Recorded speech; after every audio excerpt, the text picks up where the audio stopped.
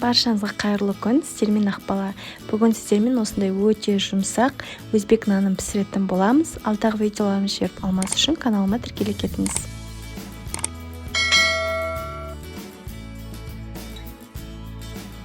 Қамырын дайындау үшін ыдысымызға жылы сүт, жылы су құямыз және үстіне тұз бен құмшекерді салып бір араластырамыз.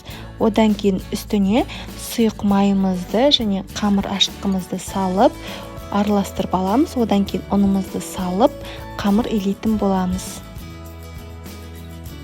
Иленген қамырымызды бір көтерілгенге дейін бетін жауып қойып қоямыз. Қамырымыз көтерілгеннен кейін осылай бөліктерге бөлеміз және де қатты жұқа етпей қамырымызды дөңгелек формада жаямыз.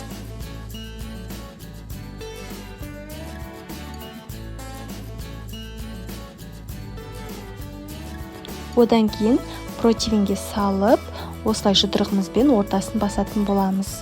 Одан кейін бетін жауып бір көтерілгенін күтеміз.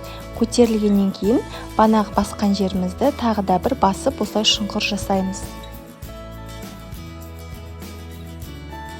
Және оның үстін шанышқымен тесіп шығамыз.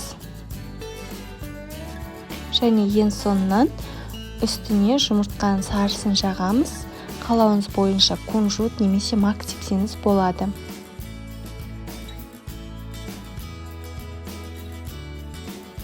Одан кейін қызып тұрған 180 градус пеште 25-30 минут пісіріп аламыз.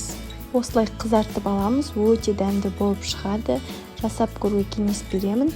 Видеоның соңына дейін қарағаныңызға үлкен рахмет және достарыңызбен бөлісуді ұмытпаңыз.